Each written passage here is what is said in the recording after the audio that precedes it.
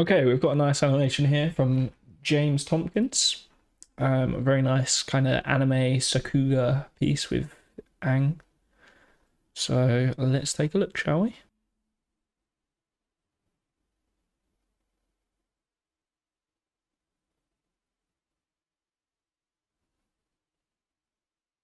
Cool. So here I just thought we could get a lot more of a line of action through the pose. You can see the original pose, it's quite kind of T-pose and there's not a lot of countering in the balance. There's not much line of action. It doesn't really tell us anything about him. Whereas something a bit more like this, it could be read as him anticipating throwing this stick down. And it's just overall a lot more visually appealing to have things kind of open out this way, a little bit of flow through the body, through here, almost through here. And then I thought here, when he throws this stick down, I thought it'd be quite nice to get a reversal in this spine. Again, having that initial pose be a C shape will allow us to get more contrast into this pose. And then a bit of a flow through the arms, get a chuck down here. Again, these legs posed just a lot more contrast in comparison to that first pose. I also think you could hold this first pose a bit more. We're kind of establishing the shot here. You don't read what's happening immediately in a shot. It kind of takes a few frames for your eyes to settle on the shot and orient itself. I'd say probably hold for maybe around 8 frames, just let your eyes settle and become accustomed to the shot before doing a big movement. I thought here, the pose that you have is quite nice. I just think that the flow is a little broken. I think we could maybe get something a bit more like this. I suggest moving the hips forward a bit through here and having something a bit more like this. After I drew this, I did go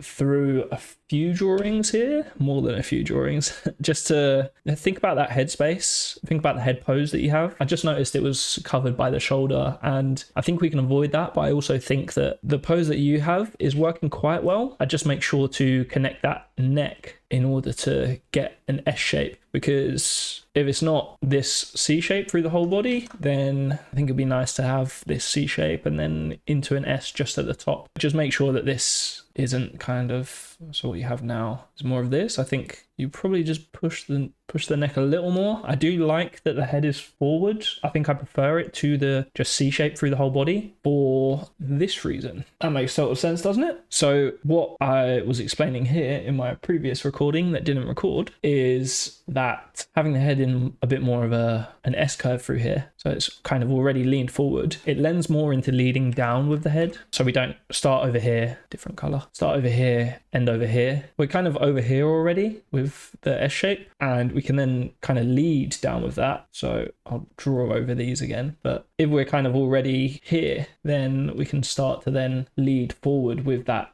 head and chest into this motion. See, this would be going back here and then come through into leading up with the chest. So it kind of gives you this sort of nice snaky motion, which could be cool because you'd have more distance to cover if your head was more over there. I think the one other thing I spoke about as well was a bit more flow through this pose. So you can see his arm is way up here in this, and then this one is down here. I really think you want to think about an invisible line connecting these arms just to get that flow through there, get the flow through the whole body. And then even here, I think you could really angle that foot down and get a bit more flow even through the leg. Cool. So here, we could just push it a little more, really get a clear read on what's happening with the legs. Clear he's doing kind of a wide split pose. Want to get those arms out clear just so we know exactly what's happening. Always try and read these lines through every pose you do. If you're kind of stacking things like this, it kind of just reads as one line and it's not as clear silhouette wise. That could be a bit more successful, I think. And again, I can't really see the back arm too well, so I probably have something a bit more out there like that. And just a quick note on the camera here as well. So when you're tracking something with the camera, if the camera's moving, the thing that you notice is the thing that does not move. So in this case, in screen space, you're tracking his head and there's kind of a bit of a wobble in here. So through this movement, we're kind of not sure exactly what we're reading and we start reading it again here. So just make sure that the thing that you want to focus on is the thing that moves the least when you're doing a big camera move. I think this movement could be a lot more snappy, can really hold this epic pose when we pull out and then zoom up into something more like this. I do like this pose. I think it's quite successful. Again, I just get something a little more readable on the legs. Could be that, or it could be something just a bit more. And again, with this arm, just make sure that we're really reading that clearly. This is cool. I like what you're doing. I think we can definitely make sure that that's a cleaner shape in the spine and get this arm out a bit clearer. And here's another example of what I was talking about with the camera. So you track the spacing of his head, it moves over here, and then we lose it for a frame. So my eye is still kind of over in this area looking for the head. And then we cut over here, and my eye needs that few seconds to then come over there and find that head again. So I'd probably have something a bit more if you want to hook it up to this shot. You want to look at ending the head over here. So maybe something a bit more. And then don't lose it at the end of the shot as well. Just stay on it, and that will help that. I do like what you've got on the pose here. I think, again, you could be a little clearer with that flow through the arms. I think this camera movement is a little CG. We're kind of moving and rotating at the same time. It feels like maybe you're trying to do a bit of a zoom in here. But just kind of hold this a bit more. And if you're trying to go for that anime Sakuga look with the cuts and the moving cameras that do crazy zooms in, then just focus on kind of holding that framing and then moving around. So probably hold this, have all of this go up, like all the way through here. So it's still over here. That's still all building. Sorry, I drew him a bit big there, but you know what I mean. And then maybe we can go into something a bit more iconic like you have here. If we're going to cut, then probably do it on some energy as he maybe tightens that fist. Then we can cut into something like this. You probably make this a bit more interesting, so he's maybe more close to screen, and you can get that kind of perspective. It's not the best drawing, but undo. I think rather than going to a mid shot, you could do something a bit more iconic here. This pose is showing, oh, he's got a massive rock fist now. So kind of hold on that. Really, if you're thinking about this as a storyboard, then you're holding this kind of iconic pose. And then when that's fully built and he's fully charged up, then we can maybe zoom out as he swings over. And I'd have this swing up and over. Just at the moment, we kind of lose everything right here. It's just a big rock with some legs. So just make sure that this reads as a clear. And again, the same thing here. This kind of reads as one long line. I think you want to make sure that you're getting that very clear boom pose, and never losing Aang if possible as well. But I think about toning down the CG-ness and the craziness of the camera moves, and trying to think about holding specific almost comic book moments and then doing your transitions and really tracking what you want to focus on through those transitions between big key iconic poses. So I think there's some things we could clean up on this pose just a little.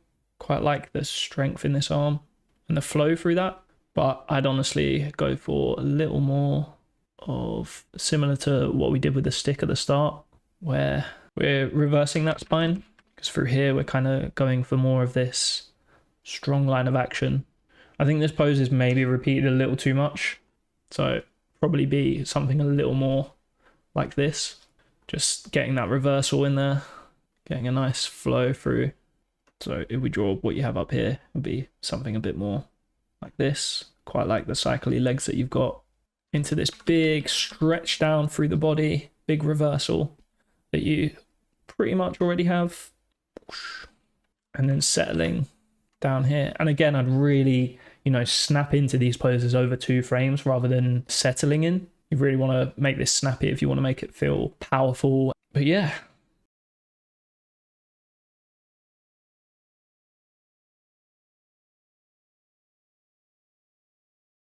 So I think with this, where you've got very strong holds in your poses, you just want to make sure you've got very graphic shapes. Everything is very clearly telling the story, because you're not doing that through motion. You're doing that through held poses. So you want to make sure these shapes are clean. You want to make sure everything is readable and the silhouettes are clear and the lines have intent.